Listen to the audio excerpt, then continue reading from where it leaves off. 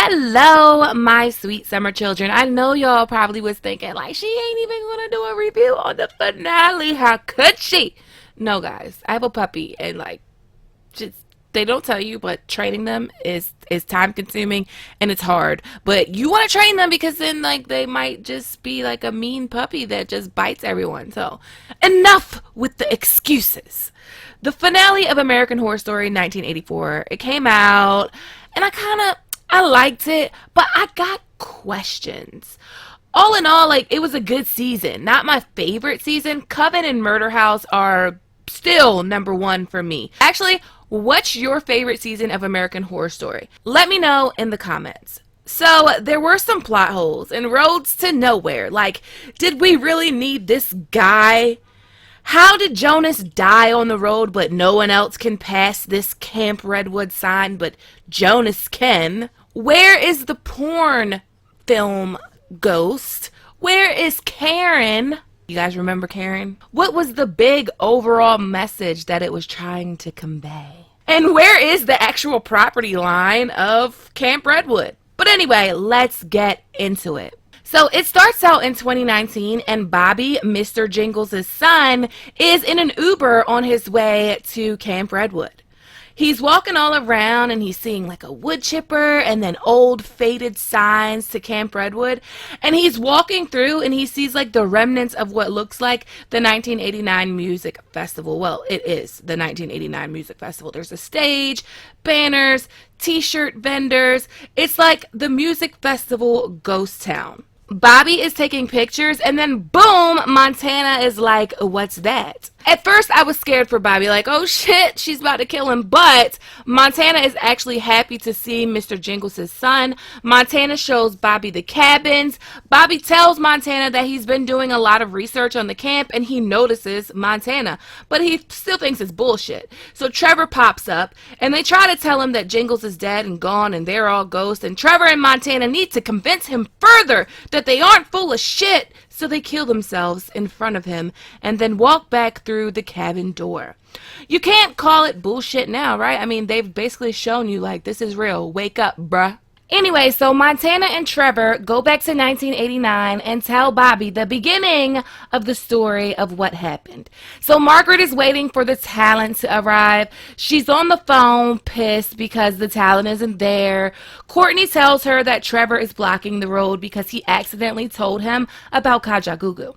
And Margaret is like, you're so stupid! And Margaret kills Courtney, then pulls up on Trevor, blocking the road. And basically, him and Margaret get into a shouting match. And basically, Margaret is like, look, you're on the other side of the property line. And if you die, dead is all you'll ever be. And she shoots him. She shoots him in the balls, too. Now, I'm kind of confused about this property line bullshit because the hiker was way past this Camp Redwood sign when he died. And Trevor seems to just need to cross the line of the Camp Redwood sign in order to wake up as a ghost. So Brooke pops up and walks Trevor to Montana. And that act of kindness by Brooke changed Montana forever. When Jingles and Xavier and all them were looking at Montana sideways for ever messing with the Night Stalker and blaming what the Night Stalker did on Montana, I felt like Brooke and Montana were going to have a come to Jesus moment because that's kind of what Montana did to Brooke. Montana blamed what Brooke's man did on her.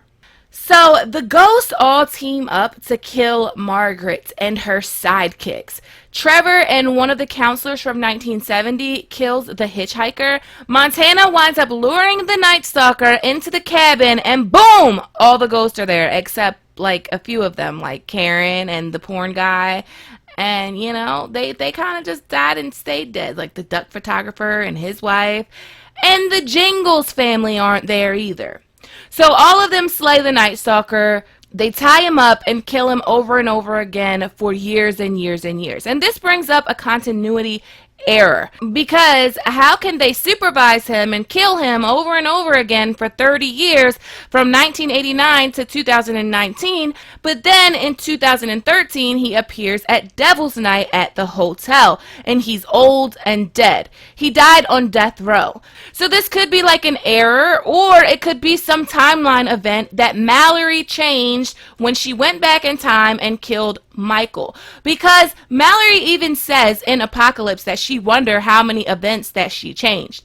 Anyway, Montana says that there is like 40 souls there, and all of those 40 souls take turns guarding the Night Stalker, killing him over and over. Anyways, Birdie and Chet are on guard on kill duty, and Birdie is trying to give Chet her muffin and teach him how to really bake. And the Night Stalker manages to escape. The Night Stalker busts up through the cabin and tries to kill Bobby, but they all fight to protect Bobby. So Montana tells him to run, go to the Redwood Asylum and find the medical director, and he does. And at first they think he's like crazy, but boom, Nurse Rita, really crazy Donna, is there, and she is the medical director. Donna was the final girl. I like that American Horror Story broke tropes. So then Donna picks up the story to Bobby where Trevor and Montana left off. It's Halloween night at Camp Redwood, and Margaret's cabin is surrounded by the ghosts of Camp Redwood, and they all have fire torches and they're ready to kill Margaret. So Nurse Rita tries to kill Margaret, then Brooke comes through and gets shot after a very brief struggle with Margaret. Seeing Margaret ripped limb from limb, decapitated and thrown into a wood chipper was... Donna thinks she is the only final girl, but Bobby has been getting these checks, and come to find out, they weren't from Donna. Donna winds up in Oregon scouting the post office with Bobby. They follow a truck to a house, and boom, it's Brooke. And let's just take a second to recognize the skincare regimens of the 50 and 60-year-old Donna and Brooke. So Brooke apologizes to Donna, and she admits to sending the checks. We find out it was Ray that walked Brooke out of the camp. And that Ray and Brooke scene had me tearing up a little bit. I was getting all misty-eyed. So Bobby goes back to the camp in search of his father. He runs into Margaret Booth. She says that she could take Bobby to Jingles. So Margaret died. Apparently Margaret is still there because she died 1 second before the chipper spit her out on the other side of the property line. Again, this property line, I just don't understand. I just don't know. I don't even think they know about the property line. So Margaret tries to kill Bobby, and boom, Jingles appears and kills Margaret. Bobby and Jingles have a happy reunion. Jingles tells him to forget this place. Margaret pops up and kills Jingles, and then Margaret chases Bobby. But boom, Jingles' mama bear pops up and saves Bobby. As Bobby is leaving, he looks back, and Jingles, baby Bobby, and Mama Bear are all there watching him leave. And I was about to cry again. I was getting all misty-eyed. What the fuck is this? This is supposed to be scary. What I really hope is going to happen with Margaret is that they're going to do the same thing to Margaret that they've been doing with the Night Stalker, keeping her tied up and killing her over and over again. Just tie her up and torture her. Just do it. I like the ending. I thought it was a happy ending. It was a satisfying ending.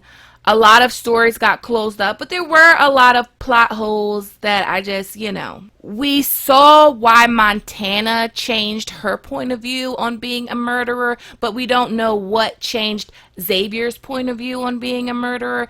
But all in all, can't wait for the next season of American Horror Story. As always, thanks for watching, and thanks to everyone that supports me on Patreon. If you like this video, please give it a thumbs up. Please click that subscribe button and hit that notification bell and join the Sweet Summer family.